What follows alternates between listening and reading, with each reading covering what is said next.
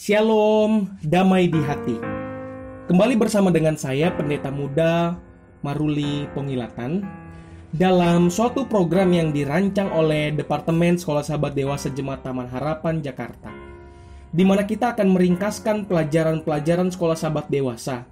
Dan pada saat ini, kita telah masuk dalam pelajaran Sekolah Sahabat yang ke-7 dengan judul ialah Perjanjian di Sinai.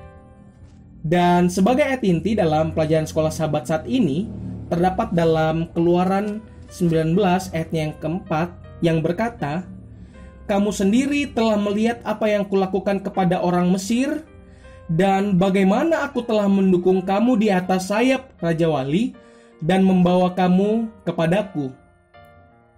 Demikianlah ayat inti dalam pelajaran Sekolah Sahabat kita. Dan pada pelajaran Sekolah Sahabat kali ini, kita akan berfokus pada perjanjian Allah di Sinai. Dan itu secara jelas akan kita lihat dalam Keluaran pasal yang 19 sampai 24.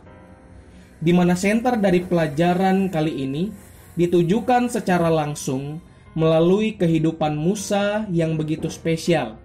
Karena dipilih Allah untuk membagikan kabar keselamatan kepada bangsa Israel. Dan disinilah kita akan melihat bagaimana rencana penebusan dinyatakan. Sebelum kita akan membahasnya lebih lanjut, saya undang kepada saudara-saudara semua, mari kita tunduk kepala dan kita berdoa. Ya Tuhan, Allah Bapa kami yang bertata dalam kerajaan sorga, kembali kami akan merenungkan firman-Mu dalam pembelajaran Sekolah Sahabat kali ini, dan hamba-Mu yang Tuhan telah asingkan pilih untuk menyampaikan pekabaran ini, biarlah kiranya Engkau berikan hamba-Mu kuasa. Dan setiap hati yang mendengar, biarlah Engkau boleh dapat berikan pengertian yang baik. Kami butuh tuntunan kuasa Tuhan. Jamahlah kami, berikan pengertian dengan baik. Dalam nama Tuhan Yesus kami berdoa. Amin. Berbicara mengenai perjanjian di Sinai, tentunya ini bukanlah suatu hal yang baru bagi kalangan orang Kristen. Ketika kita berbicara mengenai perjanjian di Sinai, yang ada di pikiran kita adalah berbicara mengenai hukum Tuhan. Namun pada pelajaran Sekolah Sahabat ini, kita tidak hanya akan terbatas pada hukum Allah dan kasih-Nya, tetapi bagaimana kita akan meninggikan rencana penebusan yang Tuhan maksudkan bagi bangsa Israel. Sehingga sekilas pelajaran pada pekan ini yang akan kita pelajari ialah gambaran apakah yang Tuhan gunakan untuk menggambarkan hubungannya dengan Israel. Dalam cara apakah cerita Keluaran dan Sinai sama dengan keselamatan pribadi. Dan yang terakhir, apakah peranan hukum Taurat dalam perjanjian Sinai. Jadi itu adalah 3 poin utama yang akan kita pelajari sepanjang sepekan ini.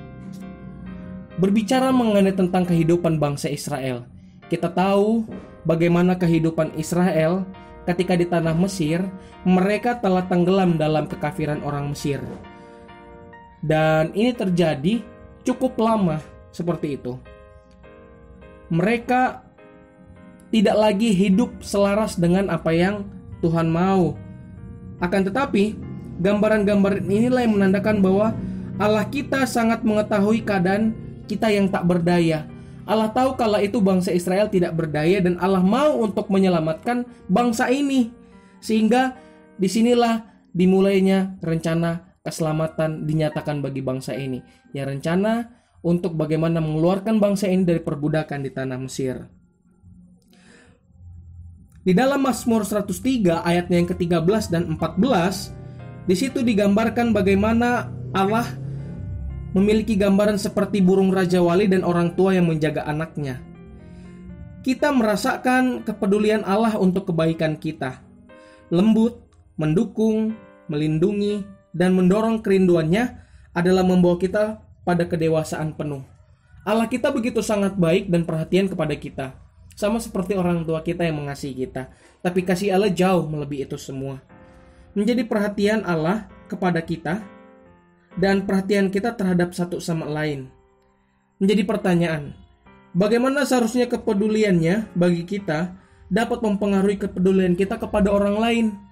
Ketika kita telah merasakan bagaimana kepedulian Allah, cinta kasih-Nya kepada kita, hendaknya hal yang sama juga dapat kita praktekkan kepada orang lain, karena dari situlah kita dapat melihat bagaimana orang-orang juga dapat merasa terberkati akan setiap perbuatan baik yang kita lakukan dan kerjakan. Dan dari sinilah orang lain pun akan menerima bagaimana rencana keselamatan. Di dalam Keluaran 6 ayat 6 dan 7, di situ ayat itu berbicara mengenai bagaimana Allah berjanji kepada umat Mesir Israel dapat membebaskan mereka atas kerja paksa di Mesir. Jadi Allah sanggup untuk membebaskan orang Israel. Pembebasan orang Israel dari perbudakan di Mesir dan penyelamatan Nuh dan keluarganya dari air bah adalah dua peristiwa penyelamatan utama dalam tulisan Musa. Dan tentunya ini merujuk kepada rencana penebusan Yesus Kristus di kelak nanti yang akan datang sebagai Mesias menyelamatkan umat manusia.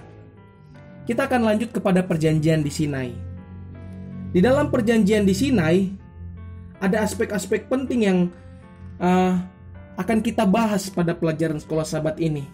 Tentunya bagaimana pengumuman 10 perintah Allah itu dinyatakan, bagaimana Musa sebagai pengantara perjanjian tersebut, bagaimana prinsip-prinsip perjanjian diucapkan, dan bagaimana pengesahan perjanjian itu disampaikan kepada orang Israel. Meskipun Tuhan telah menebus Israel dari perbudakan Mesir, Dia merindukan mereka untuk mengerti bahwa penebusan mereka memiliki arti yang lebih penting dari sekedar kebebasan dari perbudakan fisik. Tuhan mau menebus mereka dari dosa perbudakan yang sesungguhnya. Dan hal ini mungkin terjadi hanya melalui pengorbanan Mesias. Dan sekali lagi, mari kita memikirkan bagaimana kasih Tuhan yang tak berkesudahan di dalam kehidupan kita, bagaimana rencana penebusan itu dinyatakan bagi kehidupan bangsa Israel, dan tentunya akan menjadi rencana penebusan bagi kehidupan kita. Ingat, keselamatan yang Tuhan berikan adalah cuma-cuma dan itu gratis. Tugas kita adalah bagaimana mengupayakan atau mempertahankan keselamatan yang Tuhan berikan dengan melakukan yang terbaik bagi orang lain dan mengasihi. Pikirkan tentang apa yang Tuhan telah lakukan untuk orang Israel. Bukan hanya Dia telah melepaskan mereka secara ajaib dari perbudakan Mesir, tetapi Ia ingin membuat mereka menjadi harta miliknya sendiri. Satu bangsa, imam mendasarkan hubungan mereka dengan Dia untuk keselamatannya. Dan tujuan utama adalah menggunakan mereka untuk mengkhotbahkan Injil kepada bangsa-bangsa. Semua yang harus mereka lakukan sebagai balasan adalah menurut. Dan kita yang mengaku sebagai Israel modern, tentunya pada saat ini, Tuhan juga mau memakai kita untuk boleh dapat membagikan atau mengkhotbahkan Injil, kabar kebaikan ke siapapun. Di dalam buku Kebahagiaan Sejati halaman yang ke-70, Ellen White pun di situ memberikan sebuah nasihat di mana berkata bahwa kita tidak mendapat keselamatan oleh penurutan karena keselamatan itu sendiri adalah pemberian Allah dengan cuma-cuma yang diterima oleh karena percaya. Jadi keselamatan yang Tuhan berikan adalah pemberian cuma-cuma yang diperoleh dari ketika kita percaya. Akan tetapi sayangnya orang Ibrani percaya bahwa penurutan mereka menjadi sarana keselamatan bagi mereka, bukanlah hasil dari keselamatan. Mereka mencari kebenaran dalam penurutan mereka kepada hukum Taurat, bukan kebenaran Allah yang datang oleh iman, yaitu melalui di perjanjian Sinai.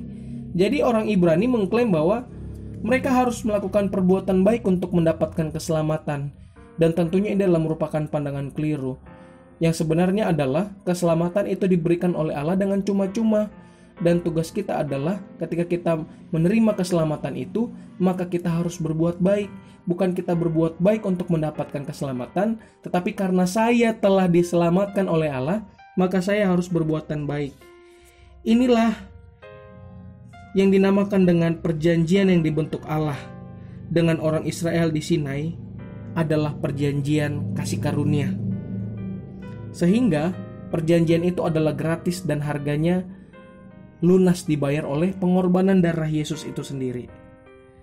Setelah diberikan bukti yang berlimpah tentang kasih karunia dan pemeliharaannya oleh satu kelepasan yang luar biasa dari perbudakan Mesir, Allah mengundang bangsa itu ke dalam satu perjanjian dengan Dia yang akan mempertahankan dan mengusulkan kebebasan mereka. Meskipun Israel membalas dengan tegas, mereka kekurangan iman yang sejati yang didorong oleh kasih. Dan tentunya kita tidak perlu mengikuti kegagalan orang Israel dan mengabaikan kasih karunia ajaib yang telah ditawarkan kepada kita, orang-orang berdosa. Ada 4 aspek penting dalam penebusan ini, yaitu bagaimana penebusan Allah menebus kita, menemukan kita dalam kebobrokan kita. Dalam bahasa Yunani adalah agorizo. Yang selanjutnya exagorizo, menyatakan bahwa Yesus datang tidak hanya untuk memeriksa kondisi kita, tetapi untuk secara permanen menyingkirkan kita dari kuasa setan. Yang ketiga, lutro, memberitahu kita bahwa Yesus begitu berdedikasi untuk membebaskan kita dari kekuasaan setan, sehingga Dia rela membayar dengan harga tebusan dari darahnya sendiri. Yang keempat, penebusan apolutrosis, memberitahu kita bahwa selain membebaskan kita secara permanen dari cengkeraman setan, Yesus mengembalikan kita kepada posisi anak-anak Allah.